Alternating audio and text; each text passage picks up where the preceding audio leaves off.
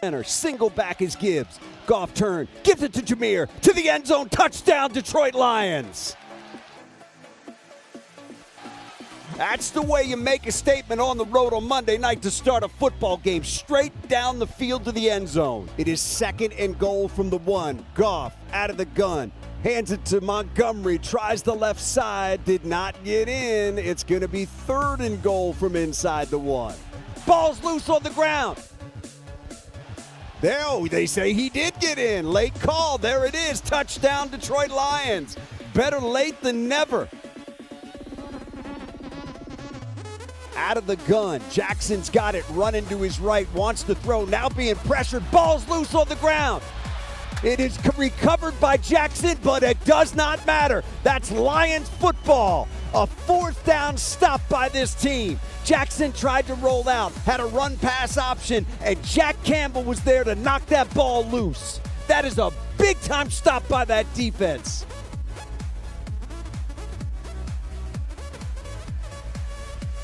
Lions show 4 across the front.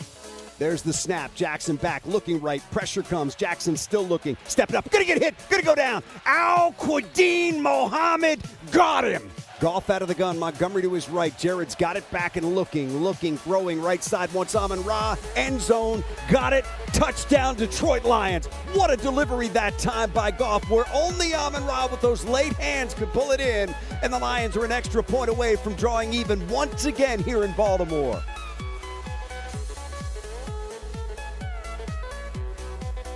Jackson fakes the give to Henry, wants to throw, steps up, gonna get hit, gonna get spun down again.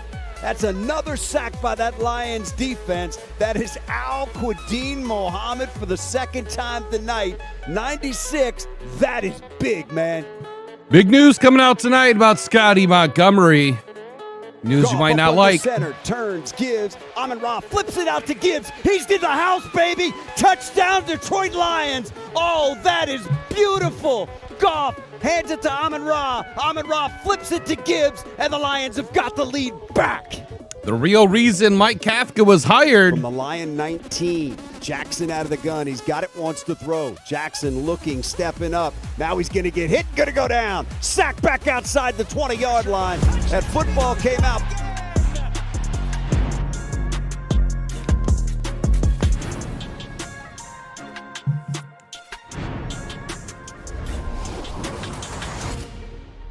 What up, Mark Lewis? How you doing, man? I'm unfamiliar with the term woo. What's woo live chat? I don't know what that is. It'd help if I could get my camera up. Jeez, oh Pete. What's happening, everybody? Detroit Lions, man. They doing some big things today, but I'm already scaring the dog. Gunner, just go lay down over there somewhere, buddy. There's bigger news that I have tonight than just Mike Kafka. And it has to do with Scotty Montgomery and Mike Kafka. Hold on one second. Sorry.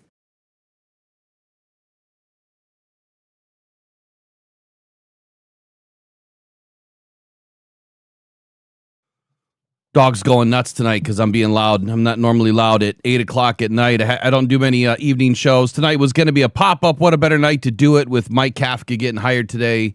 He was one of the very few that was on my bingo card. And this would have not been a hire that I would have been surprised about. Or what was the word that someone used in one of the comments? Shocked. I don't remember being shocked. I mean, I don't know if I even used the word shocked, quite honestly. But definitely was not on the card with Drew Petzing. So I'm happy about it. Like I said, the more we dove into this, the more educated I got, the better we felt about it, or at least better I felt about it. You may feel differently. Hold on a sec.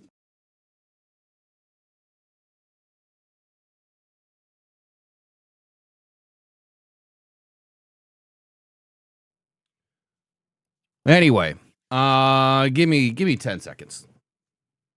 Come on.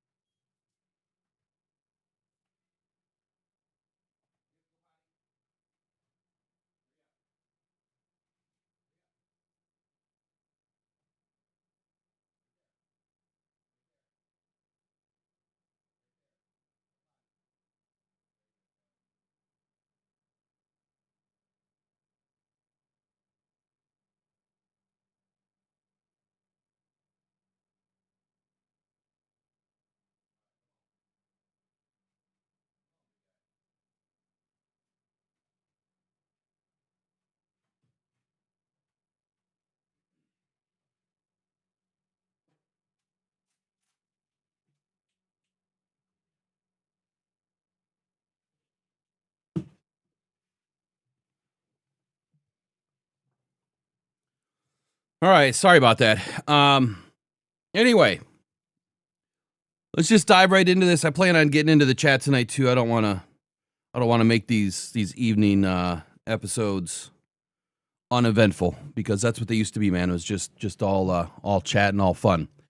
But I got to get through this. So, span of 7 days. Dan Campbell, Brad Holmes, they have not just filled a vacancy for an offensive coordinator position. That's not what they're doing here. They have built an arsenal. I've seen someone use the term brain trust. I didn't know what the context was for in the chat. I didn't see the context. But that's exactly what this is, right? You now have a brain trust of offensive identities that are different, that somewhat align, and you have a safety net. And the reason why there's a safety net here is because of Scotty Montgomery. Earlier this morning, if you guys were in, you know that I took a call about David Montgomery and the likelihood of David Montgomery no longer going to be in Detroit is high. It's like 9 out of 10 high that he will no longer be in Detroit. Now, what usually happens at the combine, and I just sent my credentials request in today, so we'll see what happens. I don't know if I'm way late or what. What usually happens at the combine is there will be a lot of rumors flying around, and there's a lot of deals that are going to get done.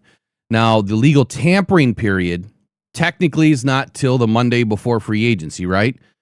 But you're going to have GMs in a room full of GMs and coaches, and they're going to have an opportunity to discuss what's next, right? What's next for the players. They're going to start feeling out guys, hey, or other teams, are you going to bring this guy back? Are you going to let him hit free agency? What are you going to do? Not talking about Montgomery, but other players. And this is when deals start to get, working. This is when the rumors start to get flowing. Just be careful where you get your information from. If Eric and I are on the floor, which we expect to be, and in Radio Row, and as well as in the main workroom, we'll be all in it, all around it. I might be sitting next to Dan Campbell for all I know. I don't know. It just whoever gets there first, right? Hopefully we don't have an issue, and it'll be a great experience. We'll be able to level up the 2 proprietary models that I'm rolling out this year a little bit deeper. I'm still not to the point where I can share it with everybody. We'll get there at some point, but I still need a couple more seasons to make sure that this thing is right. I've touched on 5 or 6 different things here. Tonight, I want to get on Kafka, why Kafka and Petzing make sense, why Kafka was brought in, and Scotty Montgomery. Those are the 3 main topics that I really want to discuss tonight. If there's other things that you guys want to talk about, we'll do it. As long as I don't run out of time, because I still have several things left to do tonight. So span of 7 days, man, you now not have 1 OC, you have 2. And if Scotty Montgomery sticks around, you have 3, right?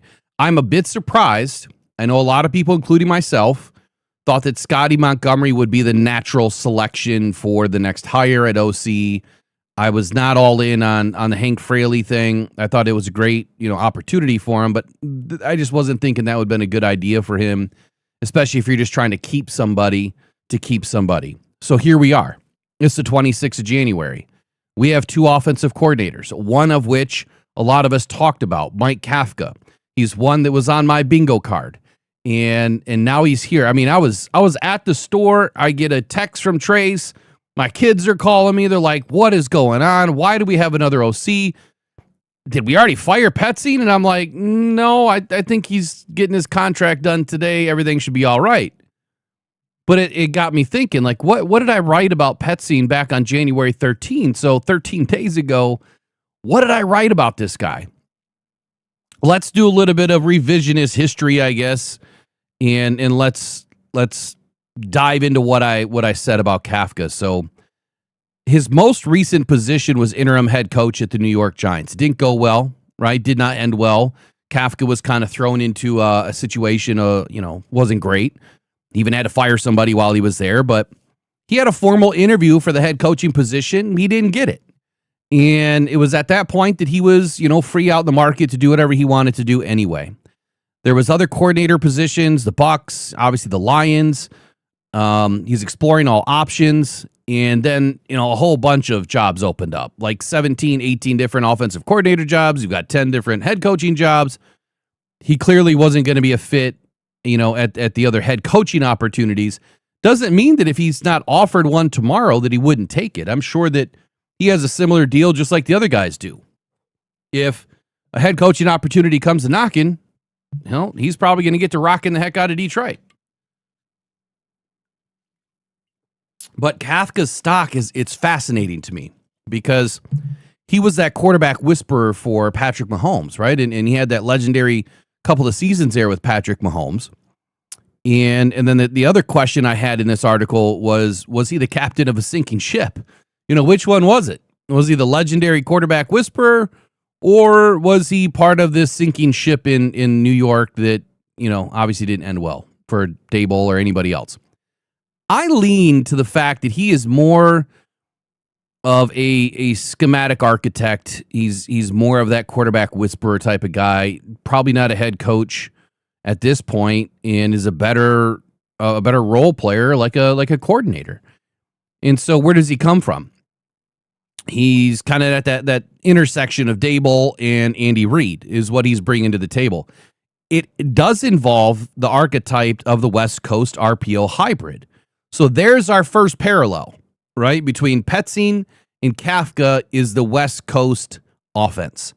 His is just more of an RPO-centric hybrid because you've got players that he was working with that had legs, like Mahomes. The Andy Reid West Coast spread offense is kind of where he started, right? That was his base language. It was pure West Coast timing, spacing, horizontal stretch. That's what he got his feet kind of wet in, early in his career in Kansas City. The dialect is modern RPO, run pass option. We're not going to be running RPO style of football. I mean, it's still there to a degree. It's just not what you think it is, right? When you think of RPO, you think of Jaden Daniels, veering to the right and running back to his right, and then he's either going to give or take, right? He's either going to, give or take. And that's just not what the Lions are running. We don't have the quarterback to do that, not that we need it. The case, though, for him to end up in Detroit was pretty strong, for me at least. You had the argument.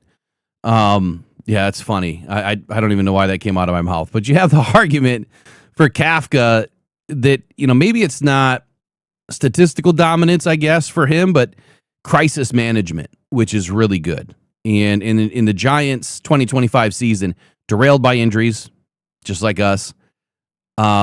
They lost Neighbors. They lost, a bunch of other players, but he kind of kept that unit functional. He kept that team functional. And I kind of said that it was like the scramble drill structure where Neighbors is out, the offensive line is shuffling.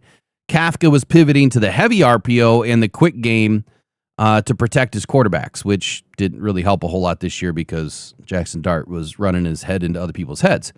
Either way, I think that when you look at what Kafka brings to this system, I think that he brings a very similar identity to what Petzing does, but at the same time, it's going to be a lot different.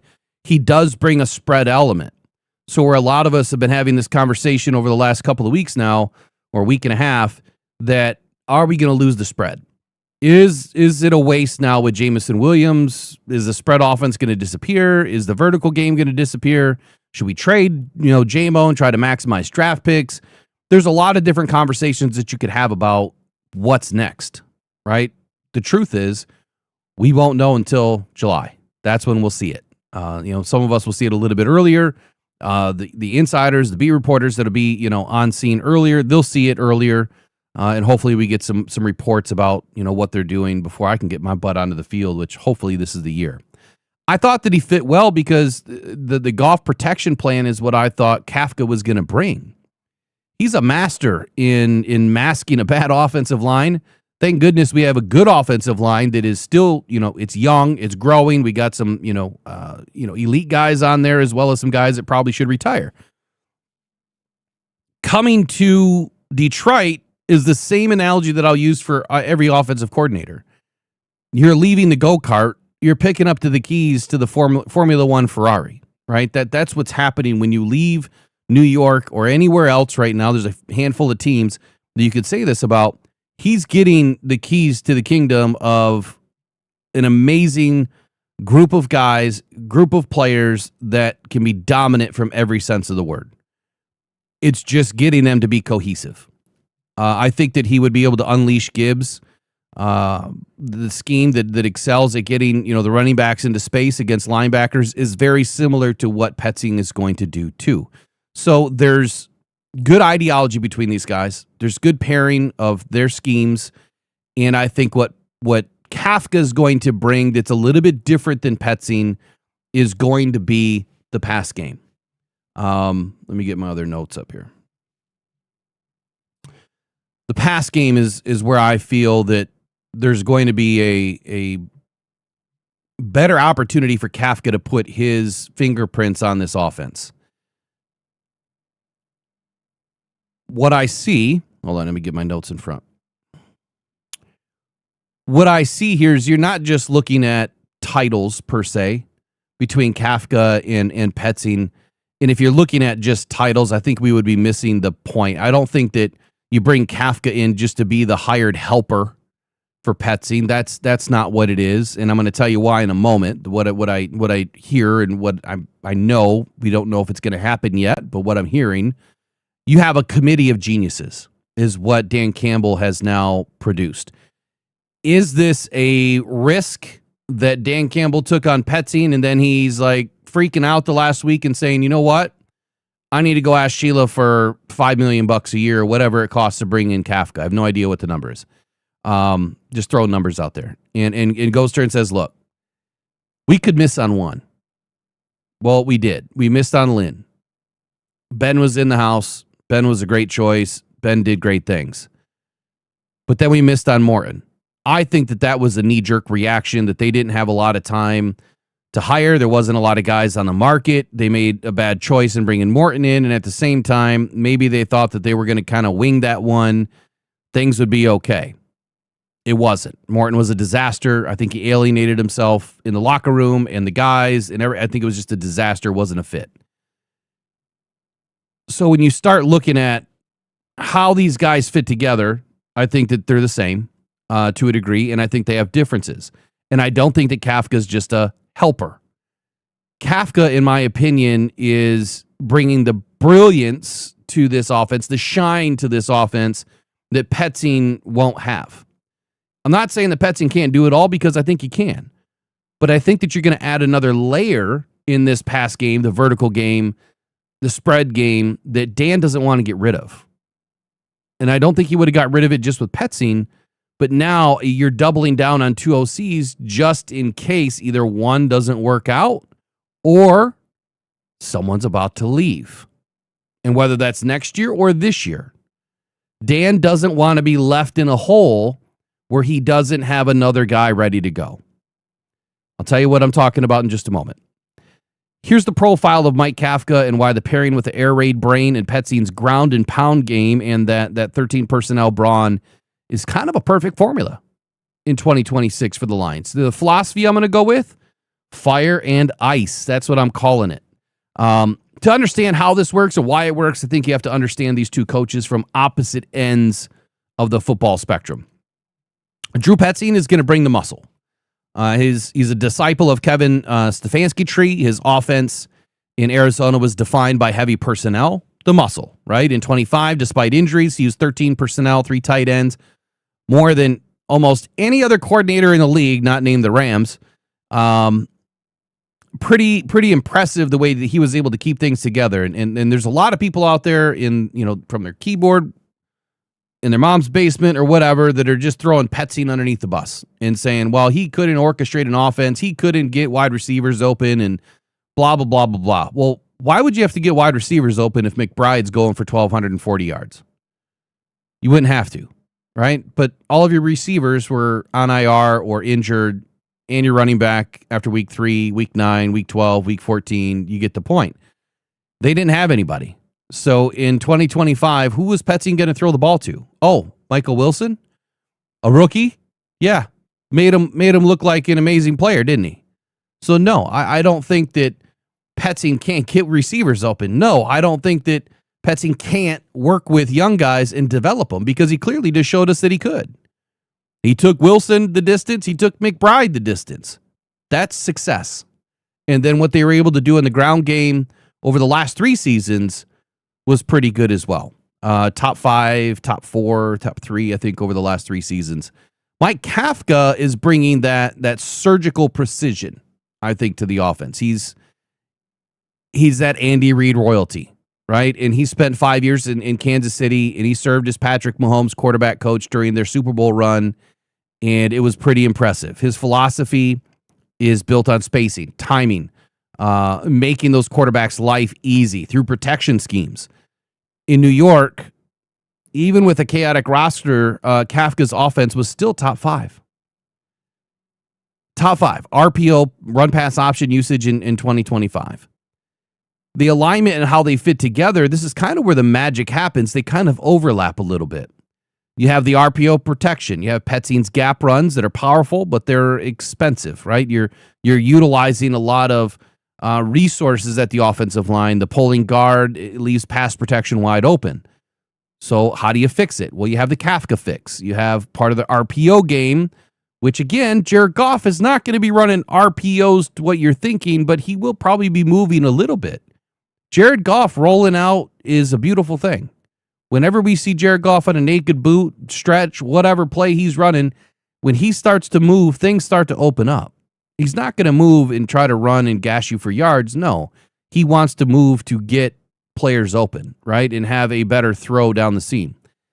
But the Lions end up using a lot of heavy duo run looks, power run looks. Linebackers are going to crash. Eventually, these concepts that Kafka is going to be able to bring, utilizing some of the RPO, it's simply going to be Jared Goff pulling the ball back, throwing the ball, downfield, a slant behind these linebackers, and these guys are going to take it the distance.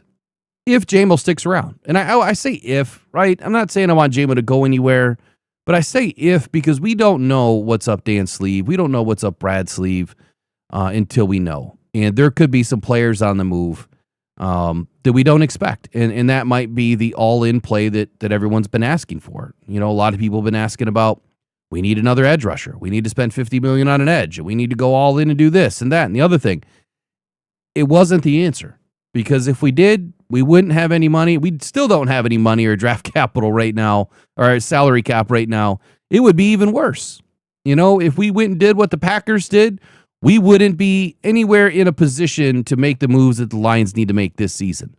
Starting the season off negative $6 million is not a great place to be. So Kafka is going to bring the motion packages out of the RPO system, right? His motion rates did dip in New York due to the personnel issues that he had. He's not going to have that right away in Detroit, right? Everyone should be coming in pretty healthy. They just have to stay healthy. But Kafka's roots, it's really in that pre-snap chaos that Andy Reid is so good at. So when you can get really good at the pre-snap motion, getting that defense all sorts of discombobulated, they don't know what's going on, and then you marry up the Petzing run and pass, right, and you make everything look the same, that's when you start to win at a high rate. So this is a very good marriage of the brain trust, right, that someone used, and the fire and ice, man. You got 2 elite minds coming together in Detroit with Dan Campbell and the rest of this squad. Now, where do we have a problem? Here's where we have a problem. And before I get to this next statement, if you guys have not subscribed to Detroit Football Journal, do me a favor, subscribe. Everyone just got upgraded today. 177 new subscribers to the Detroit Football Journal this month, or in the last week, whatever it was. And we just keep on growing. So check it out. It's free to subscribe, but I'm going to upgrade you for 6 months as a paid member so that you get all of the paywalled items for free once I start dropping them. There will be paywalled items that are going to be dropping for free agency and the draft, because I don't want everybody getting my work. I'm sorry. I'm stingy. I don't get paid to do this, so I'm not just going to give it away for free. And they can cry about it later. But if you support us and you check out the channel and you visit the website, then that's all you got to do. That's all the support that we need just by signing up. That's it. That'll help grow where we want to grow. We have a Scotty Montgomery problem. We do. And it's in Baltimore. So it was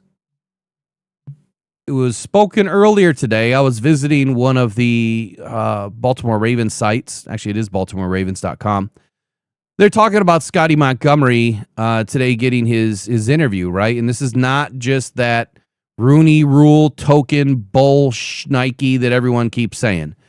Scotty Montgomery deserves the job. If you haven't looked at Scotty Montgomery's history and what he has done, let me give you the Cliff Notes version. It's long. As a player, Carolina Panthers in 2000, Denver Broncos 2000 to 2002, Oakland Raiders in 2003, and then the Georgia Force in 2005.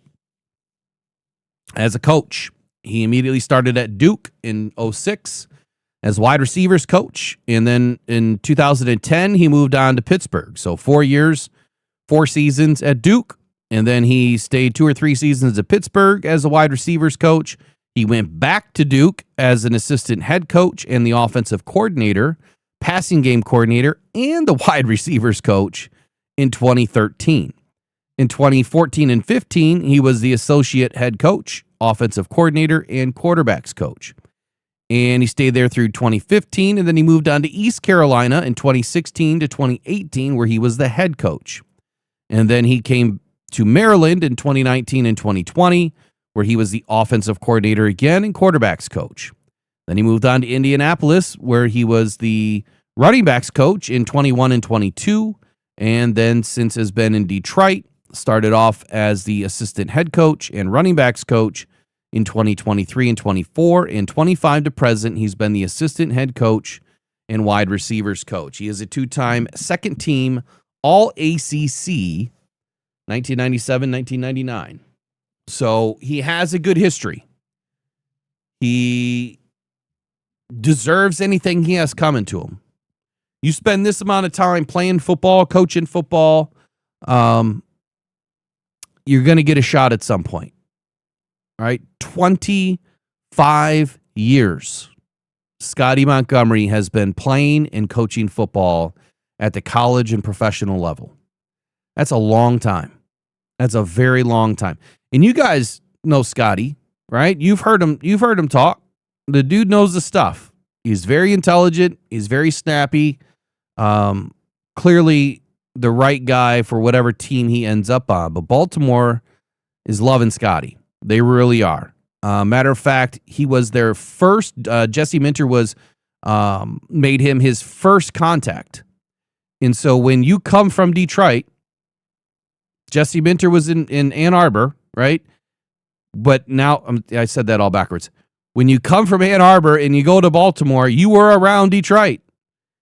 I'm sure Jesse Minter and Scotty probably talked, cross paths, something along the way. But when you're the first guy in the door, that usually means, as this article even said, that Scotty Montgomery is the name. Like, that's the guy that they want. Where does it say it exactly in here? Let me give you the exact quote. Let's see. Where is it?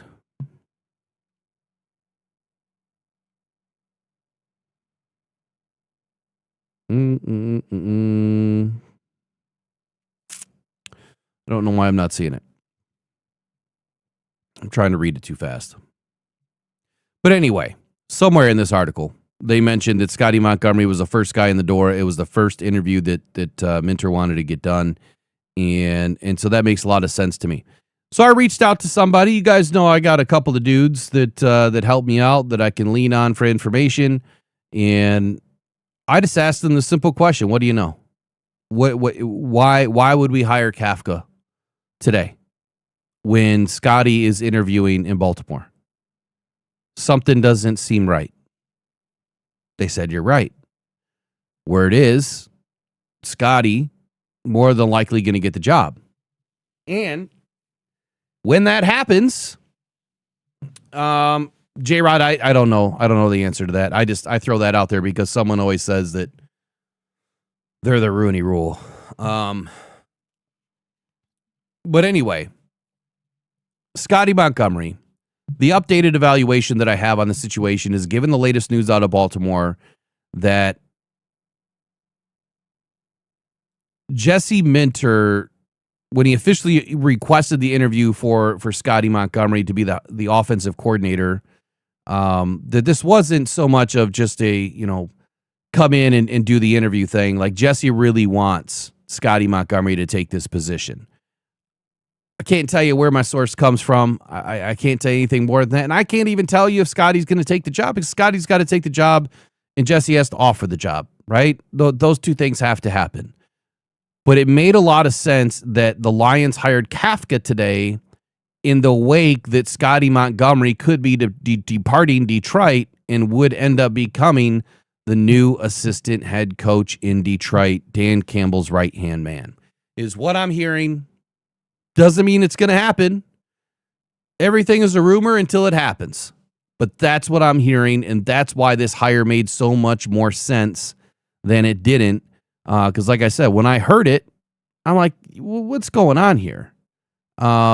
Jesse Minter obviously wants that CEO mentality, to be on the sideline, and he's a defensive-minded coach. So, of course, you want more of an offensive-minded guy running your offense, but you also need an offensive-minded CEO-type guy that can manage all of the other offensive things, and that's exactly what your offensive coordinator is there to do.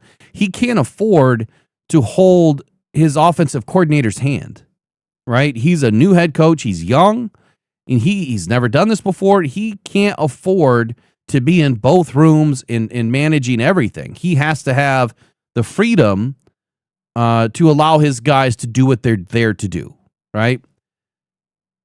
Unlike, some of the other guys that are being interviewed, I heard the name Davis Webb. There was another name, Mike Mickens. I don't even know who that is. He might have already been hired, matter of fact, in Baltimore. But Joe Brady and Cliff Kingsbury were two other names that were on that list. So I'm not sure who was hired when or where. I haven't checked. Obviously, this is an active situation because we don't know what's happening. I mean, it's 8:23 at night. I haven't seen any updates. But Jesse Minter clearly wants to have a guy in that room that can handle the room, and he doesn't have to worry about it, which Scotty Montgomery makes the perfect sense. Unlike some of the other options, I think that Scotty Montgomery being the head coach at East Carolina, the assistant head coach for the Lions, 25 years in the league, it makes perfect sense. And what a great opportunity that would be for Scotty Montgomery. Not going to hate on the guy, but that is another major hole in Detroit. If Scotty Montgomery does, in fact, take this job and leave, that is a huge hole. And now Dan has to rely on a new right-hand man. I think Kafka can step up to the plate and handle it well, but we're going to be in that same boat with Kafka as we are with anybody, with Petzing, with anyone. They're new, right? They have to come in and develop relationships with these players first. And if you don't develop a good relationship with these players, it doesn't matter how good of a coach you are, because they won't trust you. And if they don't trust you, and if you haven't heard it by now, the players say the word trust very early in the season. Very early. If you go back and listen to a lot of the player interviews early in camp, you'll see things that trickle out from Detroit. Maybe we'll do some reviews from this past season once we get a little bit past free agency. You'll hear it. The guys will say it, man. Yeah, we trust in what Dan's doing, or we trust in what Shep's calling. We trust. That's huge. You have to have trust. These guys can all play football. Every single one of them can coach football. But if you don't have trust, you don't have a team. So that's the news for me. Why Kafka was hired? Potentially safety net. Potentially. Doesn't mean he's not a good coach. Doesn't mean he's not there for a reason. I think he's there for another reason, even if Scotty does stay. And that is exactly the word that someone mentioned earlier, is brain trust, man. Now you've got a group of guys that can make this offense hum. That, if something's stalling out, if something is stagnant, You don't have to just look to one guy anymore. You can look down the hall, right? You can go to the next room over. Kafka, what's going on, man? Like, what are you seeing in the pass game? How can we help Petsing in the pass game? Vice versa. If that run game stalls out, something's happening, you can go down to the other room, man. Hey, what can we do to help him? What's going on? So you have multiple guys in the room now, in the building, I should say, that can make this thing tick. All right, with that, that's really all I had. Let's get into the chat, and let's see what you guys have to say. Questions, statements, what are you hearing? What are you knowing? Let's see. Mike Pieces, have you talked to Coach Derek to see what he's hearing from Baltimore? I haven't, not yet. I don't know who Derek has or knows in Baltimore, honestly. I know he's in that Maryland area, I think, but I don't know. I don't know what connections he has. I've never thought to ask, honestly. So who would come in and coach the wide receivers? Any names that pop? I don't have any names that pop, honestly. It's hard enough keeping track of all of these names that are flying around right now with this many options that are open. I think that if we look at some internal options, you might see, you might see a couple of guys step up, and then you maybe fill in at the lowest level. Does that make sense? You fill from the bottom up. The other thing that I was looking at, let's just do it right now. I'll keep looking for questions. Haven't heard anything on Hank Fraley. I haven't heard a thing. I think Hank is safe, man. I don't think he's going anywhere. Haven't heard a thing.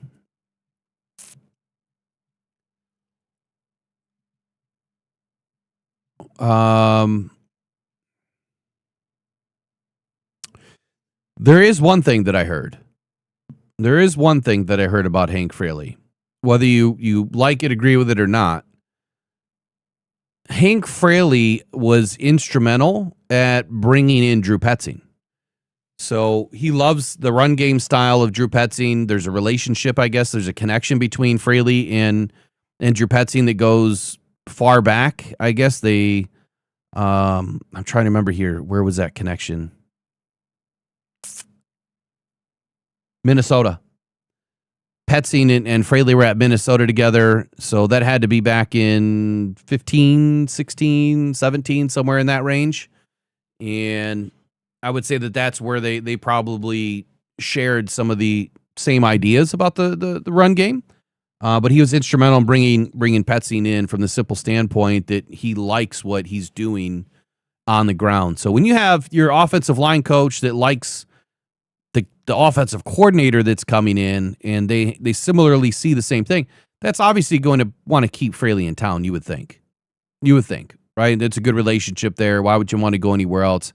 One more year, get through it, see if you can finally hoist that Lombardi in Detroit, and then maybe Fraley, takes off and goes somewhere else.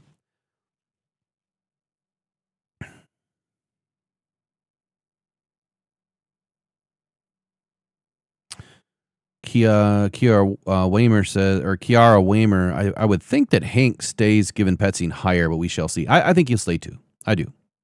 I think he'll stay too. Cruisin says familiar usually helps, but not all the time. Well, let's hope it helps here because we don't want Fraley going anywhere. I want to look at something because I looked at this several months ago before the season, before the 25 season. And let's just start with the Packers. The coaching roster. There was something that I started to notice, and that was how light Lions were. Light. And when I say light, I mean like we don't have a ton of coaches. And I'm not saying in season. Like, no, in season, obviously you had the coaches that you need. But why don't the Lions have as many assistants, lower level assistants, guys coming up through the ranks as other teams? How come we don't have as many analytics guys and quantitative majors that other teams seem to have that leverage the money ball method, right? Pure analytics. And are we getting there? Is that where the Lions are headed now? is they're going to try to add more coaches, and Sheila's going to have to open up that checkbook because, as you guys know, or maybe you don't, the salary cap does not include your coaching staff, right? The coaching staff is all overhead, just like any business. But when I look at the Lions coaching staff currently, or from this last season, we had 10 offensive guys. Packers, 12. It's not a huge amount. Not a huge amount more. Let's go to the Vikings.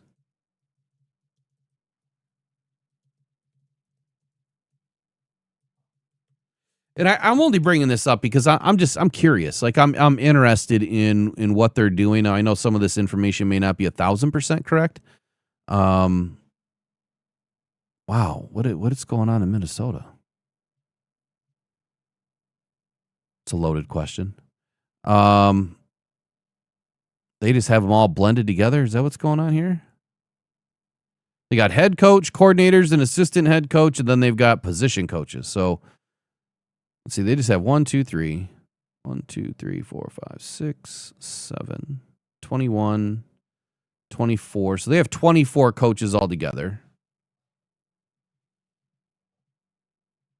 Let's go to the Bears.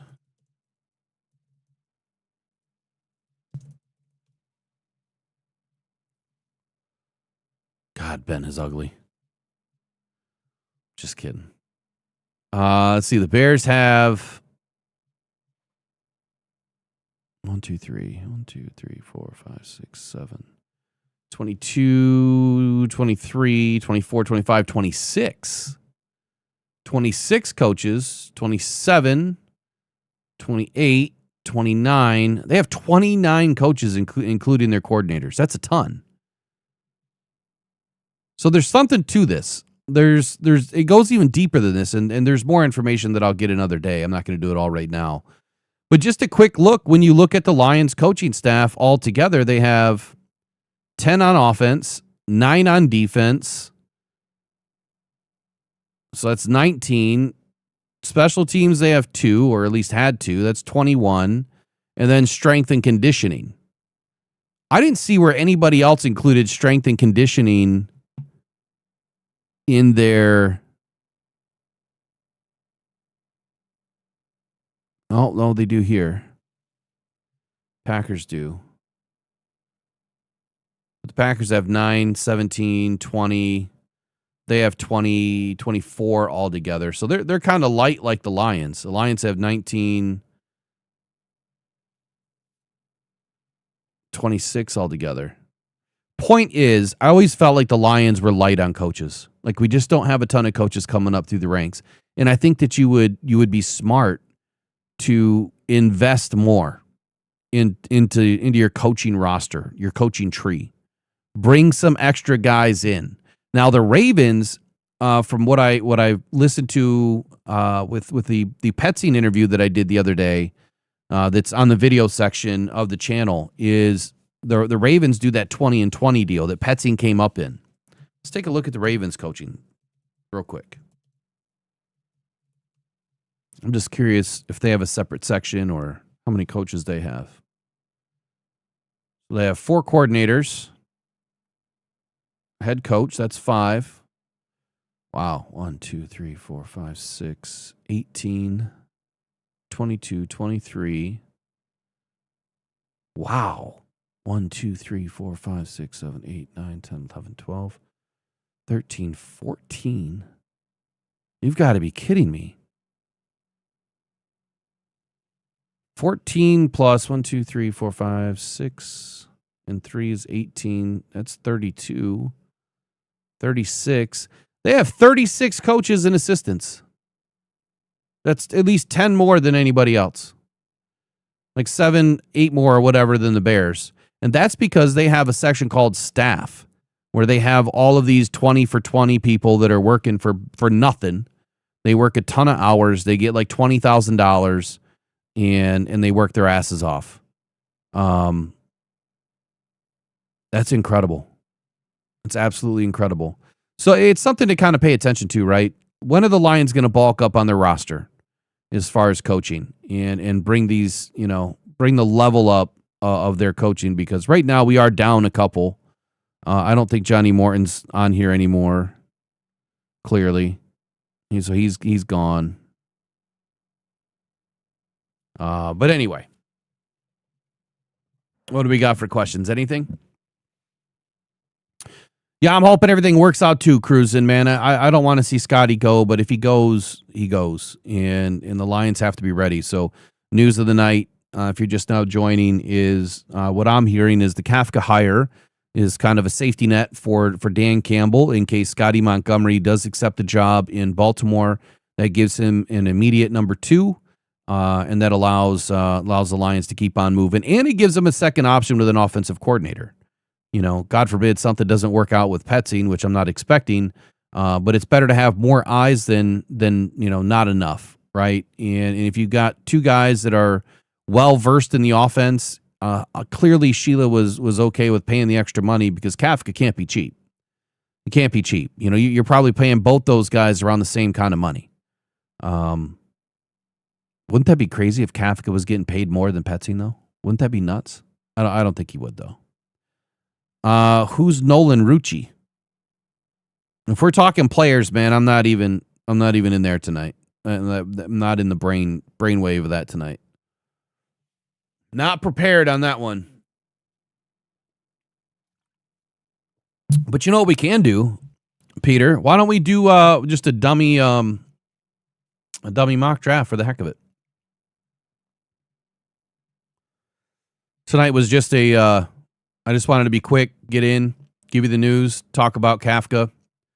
I love the hire. I mean, if you go back and read this article, here, I'll post it down here. This way you can sign up on Detroit Football Journal. If you go and read this article here, this is the work that I did on Kafka. I just posted it in the chat.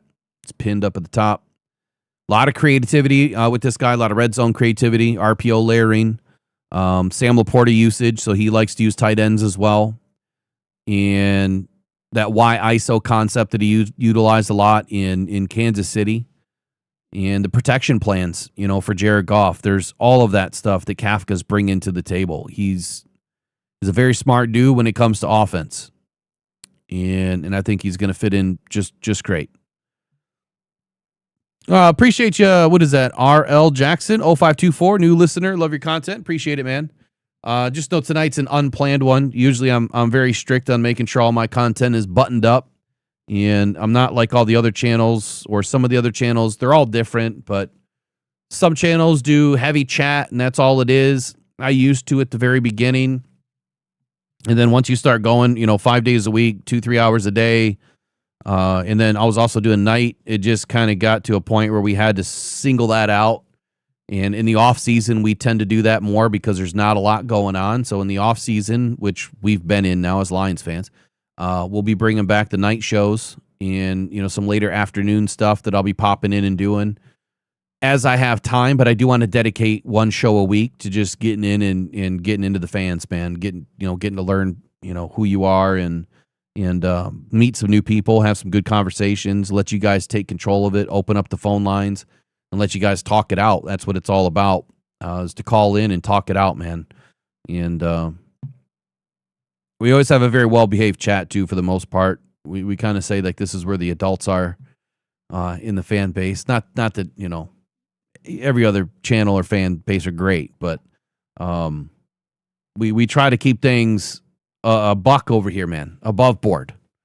We try to be well-behaved and do things between research and facts. Like that's what we try to do.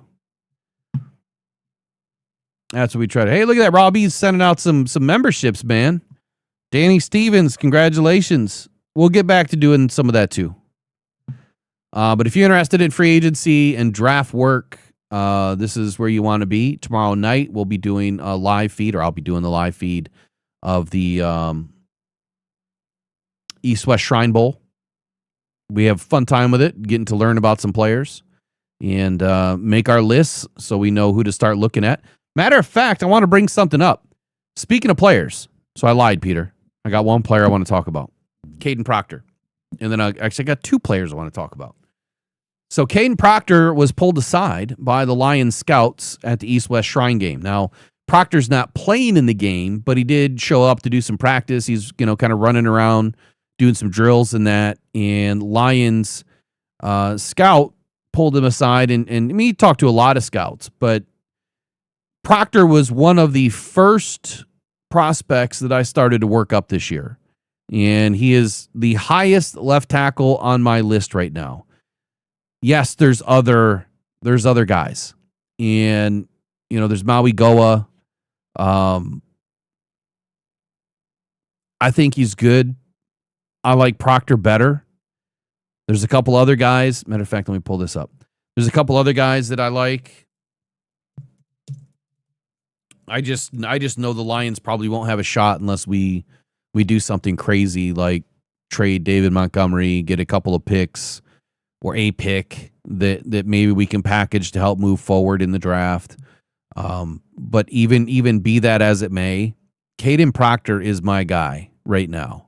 If the Lions have a shot, I do not believe the Lions will pass on him.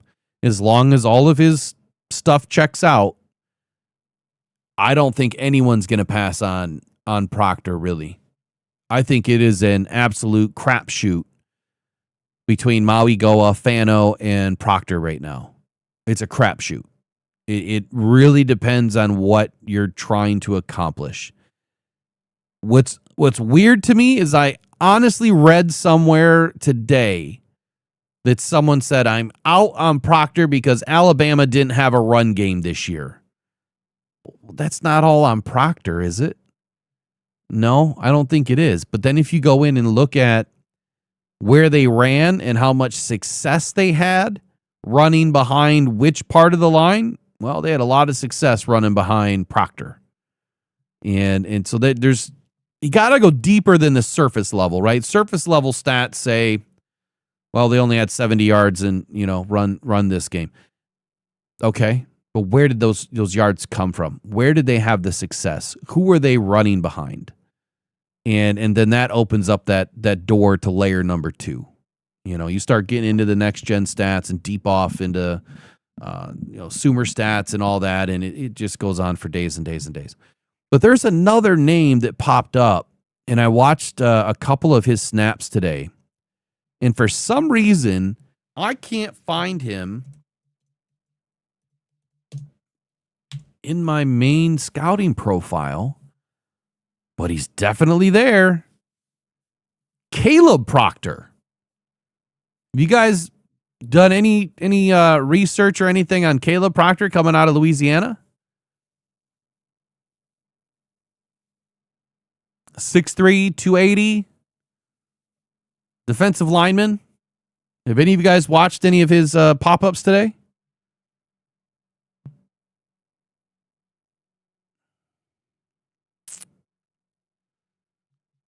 Joe Gracia, what is a gift membership? So gift membership is when you go into your YouTube there and you go to the membership section. You can actually gift them, and just a random person will get a gift membership. I usually do. I'll get back to giving out some.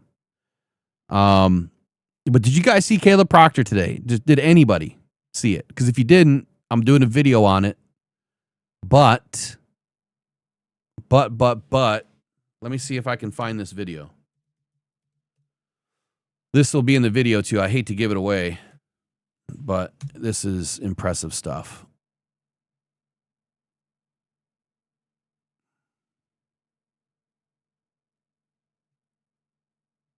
Very impressive stuff. Let me see if I can find it.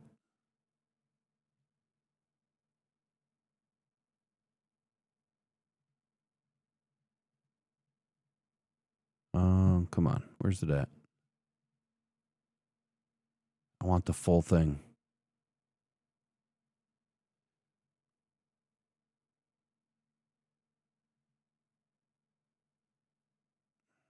All right. Well, this is one. This is not the one that I'll be showing in the video.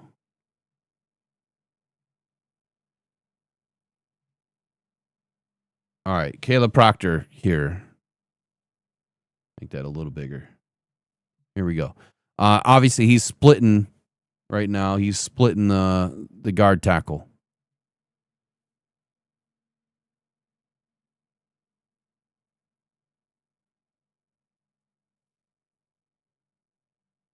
Right there, that power, that leverage, that power that he's using right there, that down block. I mean, he uses the rip, the club, he uses all of it. And he used the swim. He uses long arm, the stab arm. I mean, he uses there it is. This is the one that I wanted you to see right there. That get off. Let's go back to that. This is impressive. Look at that hand usage. Look how quick he swiped those hands away, man. That's impressive. This guy just jumped my board.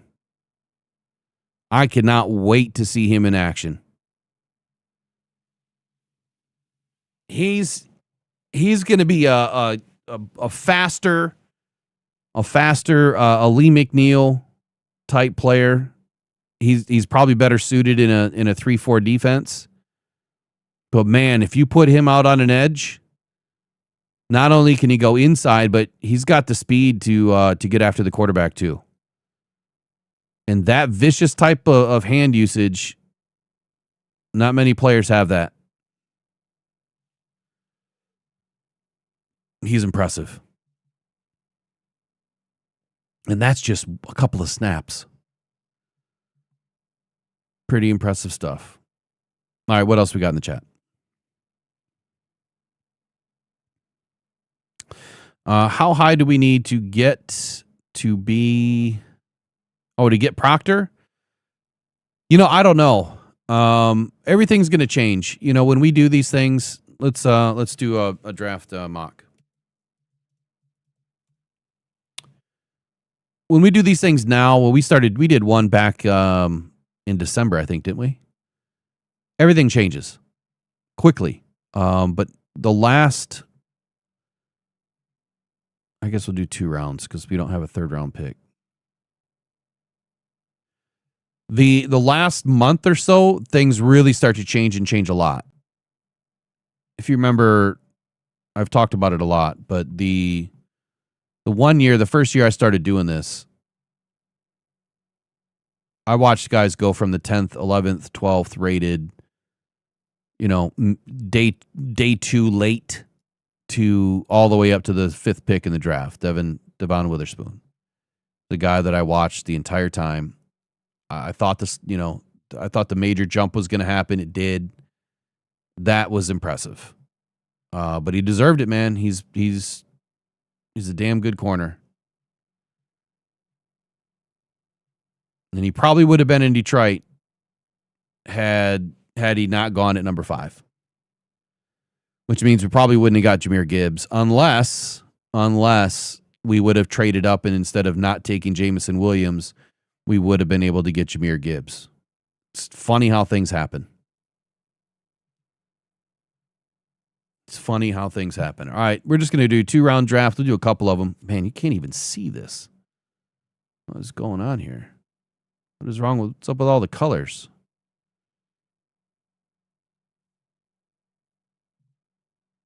I don't normally use this site. I probably won't ever use it again. Can't see this one.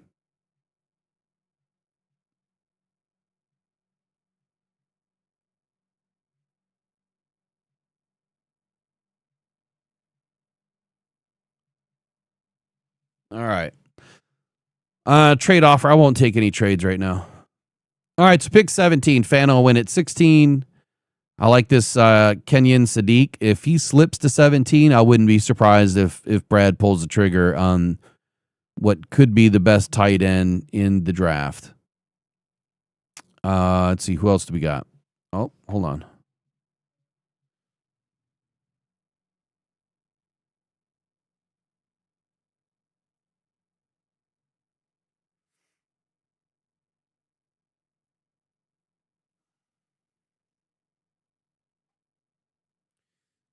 Yeah, one sec.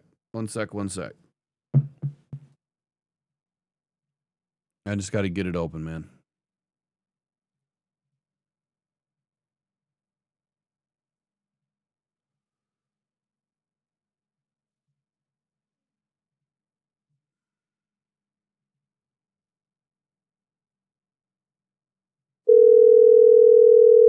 All right, Raw, it's open, man. Go ahead.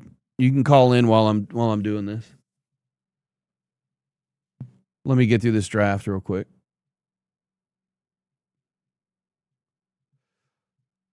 All right, so Fano went. Jermod McCoy's gone. I wouldn't even be surprised if the Lions take a corner. Obviously, the Lions are working with the corners right now at the Shrine game or Shrine Bowl, and there's a couple of corners that have also been pulled aside and talked to by the Lions scouts. See, Lomo went at 9. Caleb Downs at 6. Why can't he slip like 12 more spots? Keldrick Falk. Wow. If 3 edge linebackers go that early, I would really be surprised. But this is not a quarterback draft. All right, Robbie. What's happening, man? Can you hear me okay? How you doing? I can. You want to finish that mock? Yeah, I'll go ahead. I mean, you can just talk while I'm looking through it. Go for it. All right. Well, everyone's there's NFL draft prospects that people are enamored with. Oh yeah. Proctor being one of them at left tackle. He's a physical freak. He's got a very high talent ceiling. But I'm gonna circle back to another player that I mentioned a few different times, and that's Jake Slaughter. Oh yeah. And the reason why I keep circling back to him is because the talent pool for center is not as deep as it would be for left tackle or right tackle. If we don't get Proctor, and chances are we're going to have to move into the top 5 to get him, I'd see him going around pick 3 or 4. The gap between Proctor and the 5th best tackle on the board versus the gap between Jake Slaughter and the 3rd best center on the board is so massive that you can't wait to get Jake Slaughter, because you're not going to get a quality player at that position versus getting somebody that may be a step or 2 behind Proctor, but is just as effective. It may have the same sort of ceiling when it comes to development. So I got you. So hold on one sec here. The Proctor thing is interesting. You think he's going to jump all the way up to 5, top 5? You're talking about the left tackle, right? Yeah. Right now, like I just drafted him at 17. He was ranked at 22. Now it's early. We know that. And these mock drafts are so not even realistic. It's not even funny. No, not at all. But so once guys start running the combine, you're going to have players that jump up and drop back. Oh, of course. It's going to be like they're playing hopscotch. Yeah. So the thing with Slaughter, so he might have actually been the first prospect I did this year when we talked about him, I don't know, 3-4 weeks ago. Yep. I see him going in the first round.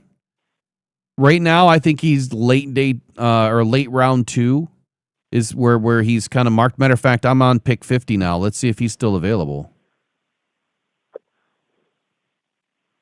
So Connor Lewis there at 79, Parker Brailsford at 52, Jake Slaughter's at 160.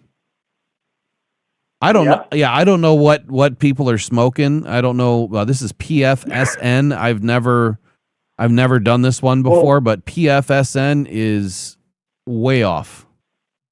2 years ago, when we drafted Jack Campbell and Jahmyr Gibbs, I was doing mocks, and Jahmyr Gibbs was a late 2nd round pick, early 3rd round pick, and Jack Campbell was in the middle of the 2nd round. Yeah, I remember that. We took Gibbs before Jack Campbell at pick 12, and then Campbell at 18. So, you can't put a whole lot of value into these mocks, especially when the information available to the AI is so minimal compared to 2 months down the road before the draft, like 2 weeks into April. That's when the mocks are going to start making more sense as far as player ratings and athletic ability. They're going to be able to incorporate more information. Yeah. So you've got the AI built into it, and then it's depending on which way you do it, whether it's fan driven or not. I try to stay away from the fan driven one, and I go more technical. But I also do my own popularity contest. Yeah, I also do my own. As far as I rank my own on my own sheets. I've got all my own spreadsheets that I do it on. I've already started, but the thing that's crazy about Slaughter is Connor Lew won't even be able to play until 27. And if that like I just value even more higher. Yeah, I just killed this draft because it's terrible. I'll never use that again. The thing about Slaughter, to your point, yes, he should leapfrog Connor Lew in a heartbeat because he'll be able to play this year. If Connor Lew, this is my thing about Connor Lew. If the Lions do take Slaughter, let's say they take him in the second, or let's say for some reason he slips and the Lions move up into the third and they snake him. And if Connor Lew is still available in the fourth round, I would not be mad at Brad taking a second center, knowing that both of those guys can play guard, especially Connor Lew. Oh, absolutely. And now you've got a second center that you can develop and play guard. And if something happens to your center, well, you've got the immediate backup. You don't need a Kingsley Egwakun on your practice squad anymore, or your ninth, offensive tackle. No, you have a guard that is backup on their, date on the game sheet every game when he's healthy in 27. Now, people are going to say, well, that's a project. Why would you take a project? Because you don't waste an opportunity to take a center that could be the next generational center. And Connor Lew and Slaughter are both those guys. Well, not only that, but like you said, they can both play guard. Like Christian Mahogany is good. We don't know if he's going to get any better, but right now he's good. And he's only been playing for, let's say, a full season. Out of the last 2 years, he's got a full season of experience. And he's good. We don't know what he's going to develop into, but right now he's good. If you can draft a player that can exceed his ceiling with less time, he just got to recover from an injury. Like, that puts us in a more powerful position. Yeah. Let me run through this mock here. So currently on NFL's website, this is Daniel Jeremiah's, I believe. Normally I don't look at these, but since I haven't done my own real mock yet, we'll just see and it's early. This is 1.0 for Daniel Jeremiah. It came out today. Matter of fact, about 12 hours ago. They have Fernando Mendoza going number 1 to to Las Vegas. That's a lock. Brady was talking to him. That's going to happen. The Jets taking Arvell Reese. That's going to happen. It's going to be some sort of a defensive player. The Cardinals taking Spencer Fano. That would be the smart move, taking some sort of an offensive lineman to. I mean, if Kyler Murray's even going to be there, who knows what they're going to do? They could trade Kyler Murray for all we know. Tennessee Titans, look, they're not far behind, but they need to protect Cam Ward. So I could see 2 offensive linemen off the board before pick 5. Absolutely. I don't see a run on defensive ends like that PFSN was trying to say. And then you have one of the best corners in the game right now, Mansour Delane. Yeah, I don't think he's the first corner off the board as early as it is right now. I think that's going to be my guy, Jermod McCoy, right here going to the Bengals at number 10. I think he's going to be the first corner off the board by far. It all depends on where he tests. Jeremiah Love, something tells me he's not going to escape the top 5. I don't see anywhere in this God's green earth that Jeremiah Love is gonna move down the board as far as he is. That guy's a freak athlete. And not only is he a freak athlete, he's going to be one of the best running backs in the game. So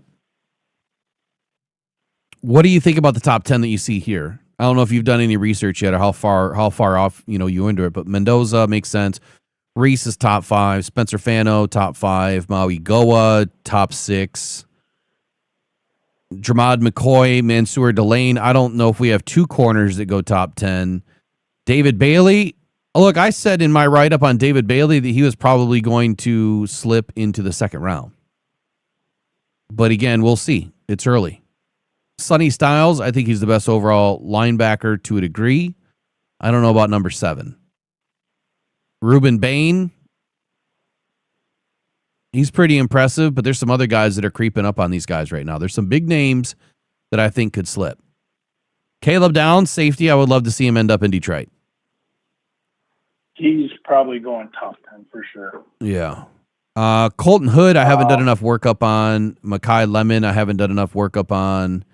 And then there's this other guy that everyone's been talking about. They call him Vega. I had no idea who they were talking about, but Vega Lone, offensive guard, Penn State. Do you think he goes that early, top 14? O-linemen have become very, very prevalent in the NFL the last 2 years.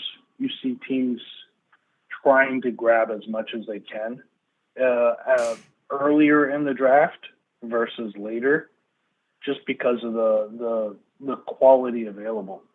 Now, I like where Detroit is because I think Slaughter kind of falls right into their lap there. But there are other prospects that if he goes at, let's say, 14 or 15, that we can definitely acquire and keep the buck moving. So I was just thinking here. Number 17, let's just get to it. Akeem Mesidor. This is a guy that I mentioned this morning, didn't I? Didn't I talk about Akeem Mesidor this morning, or was that last week, Friday? Either way, Akeem Mesidor is on my list, but at number 17, I think that's way early. Remember, I think that's not a position that we would take an edge. Well, at Akeem Mesidor is I mean, he's the guy. But with guys like Caleb Proctor, when I look at a guy like Caleb Proctor and Akeem Mesidor, I see those two guys as kind of the same player, and I would much rather have a Caleb Proctor that you could probably get in the second round or third round, as opposed to taking an edge that early. But then again, I've got 2 proprietary elements that, you know, my models with the TAP system and RAM, and the roster roulette system tells me this year we're taking an edge in the first round. However, we didn't plan on Frank Ragnow issue, and we also didn't plan on the Taylor Decker problem. We also didn't plan on the Kirby Joseph problem. So where it makes sense is, yes, I think that we bring in another edge. I just don't think it's going to be in the first round. I think that we're going to be able to get Akeem Mesidor. 100% agree with you. Yeah, I think we'll be able to get Akeem Mesidor type value in the second, and Brad could even move up, back into the third round and do something. Well, this is what's so interesting about that prospect, Reese, the linebacker from Ohio State, because he can play on the edge. Who? He can rush the passer. Avril Reese? Reese, the linebacker. He can play on the edge. He can play that Alex Anzalone role. He's very, very quick and decisive when he moves, and he's got ball skills. So as much as I say we want a center, I wouldn't say if the center is gone, if that he's that far of player to take out of the equation. He's a very viable piece for us. So the thing that I found funny in here, or enlightening, if you will, is last year I got to interview Daniel Jeremiah, and you guys all know this by now. He's like my guy. He's like, the guy that I love everything that he does. He's a no BS kind of a guy. He's super smart, and he does things right. I think that Daniel Jeremiah does a great job. But in here, he says the Ravens need an upgrade at guard, and Tyler Linderbaum is scheduled or due to reach free agency in March, which is the plan. right now, Tyler Linderbaum doesn't have a contract. He's going to hit free agency, and the plan is, from what I'm hearing, the Ravens are going to let him test it. And that price might be too much. And the Ravens are going to be going through a small rebuild, a retooling, if you will. And so there might be a couple of players coming out of Baltimore in free agency.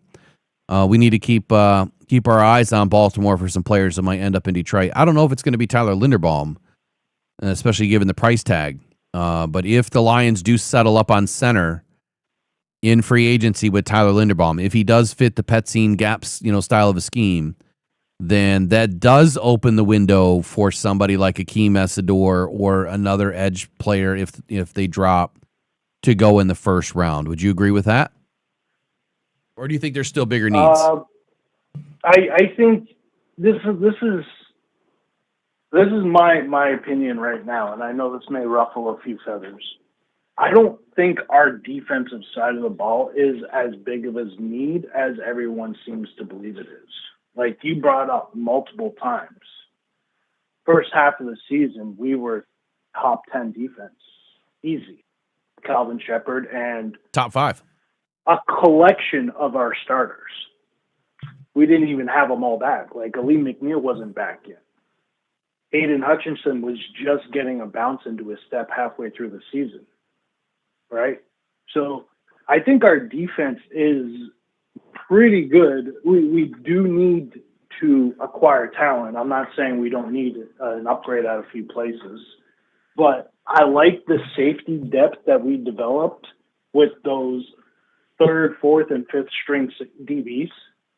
I think a lot of those players showed real growth throughout the season. Mullet, Harper, those guys played their butts off, and I think they definitely deserve a shot to be retained on this roster. I don't think we need a wide receiver either, just because of Meeks and Lovett. Mm-hmm. It sucks they got hurt too, but if you look at our roster overall, like we have a pretty solid foundation of young but proven veterans in St. Brown and Jamos really coming into his own.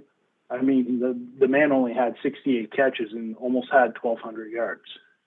So the thing about receiver, to your point here, I think that we're going to stay far away from receiver unless something happens with JMO in free agency. I mean, maybe a gem falls into our lap and Brad Holmes just can't not take him, but I really don't see that becoming like that. That'd have to be like a real crisp, shining gem. You know what I mean? Yeah, no, I got you. So the thing about the defense, you're just talking about the defense. We were top 5 through the first 8 weeks. We were ascending. We were getting better. The points per game was getting down close to that 20-point mark where I like us to be. Below 20 points per game. We started out high. They worked their asses off. They were getting there, and then the wheels fell off. And not only did the front wheel fall off, but the back wheels fell off towards the middle part of the season. Losing your entire secondary was just too much to come back from. But the point that I like you make about our the guys that we brought in. I said this when we did our exit strategy for the free agents and our 52 for this year. I don't know, it was probably a month ago. It was after the last game. I expect a lot of those guys to come back quite simply because, they do have some experience now in Detroit. They shouldn't be extremely expensive.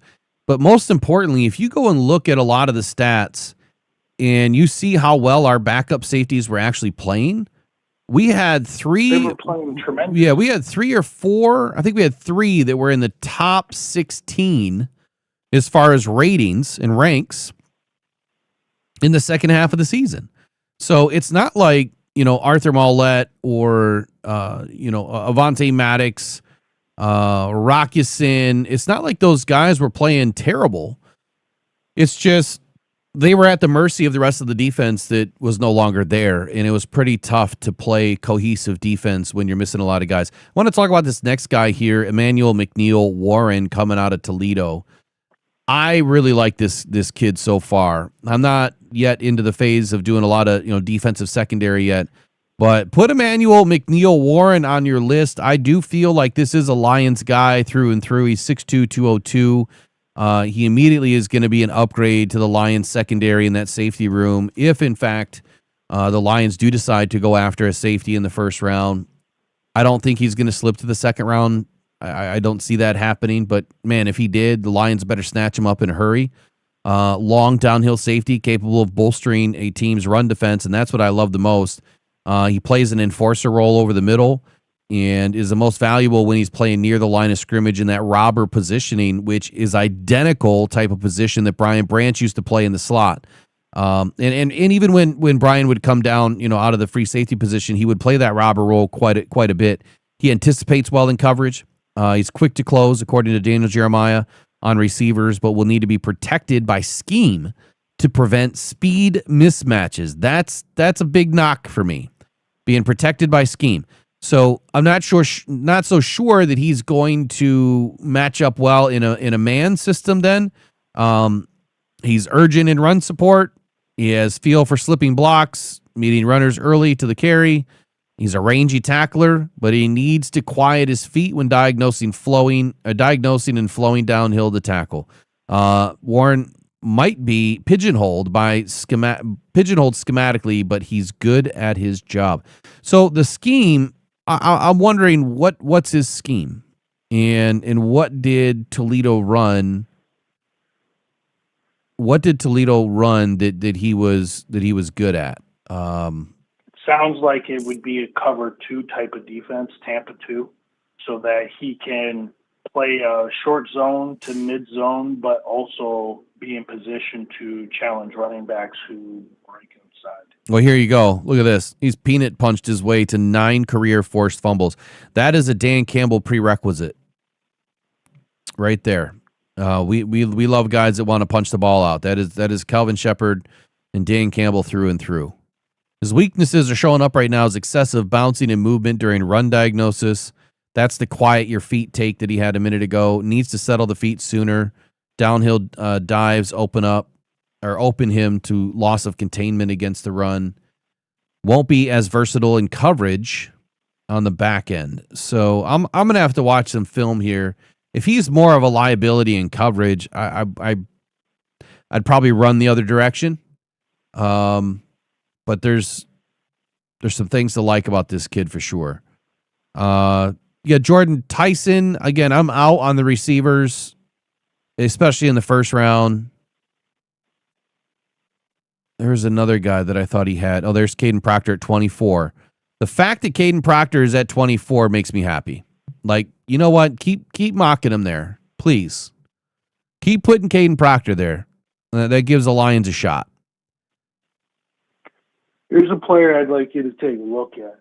Ooh, Kenyon Sadiq too. This might be a mid-second round pick, early day 2 pick, or day 3 pick. Tight end Joey Rower. Joey who? Royer. Royer? From Cincinnati. Yes, Royer. This is your Trey McBride caliber tight end right here.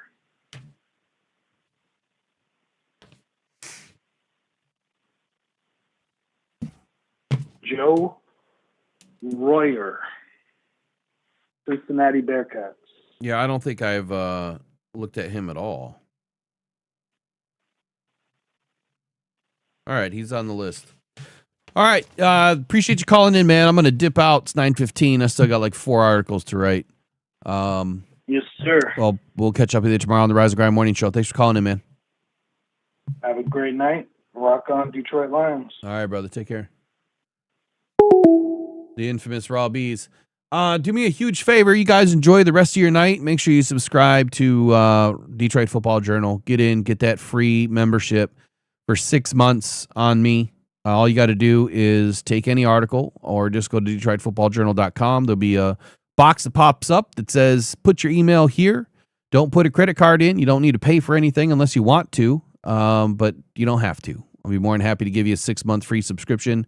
So you can check it out, man. Kind of test drive it before you buy it, right? So that'll get you through free agency. It's going to get you through the draft. It's going to get you up and through, well, pretty close to training camp.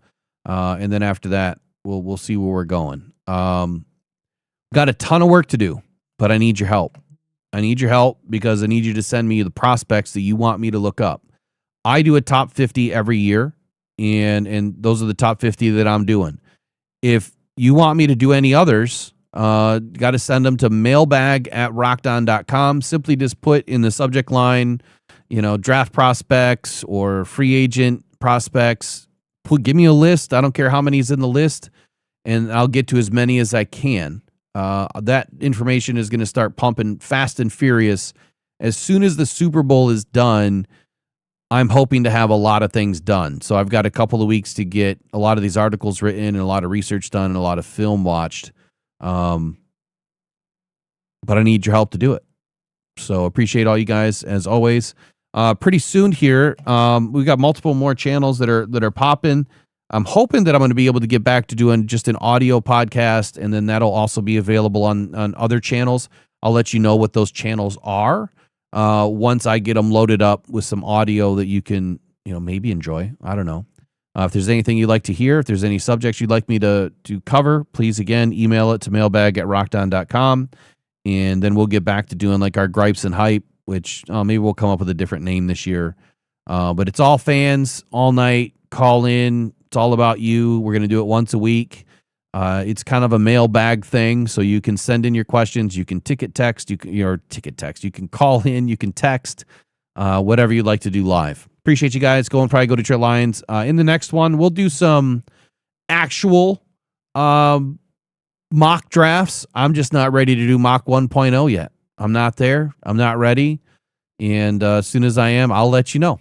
So you guys have a great night. We'll see you guys tomorrow morning, 8 a.m. on the Rise and Grind Morning Show. Take care. Bye-bye. Pressured by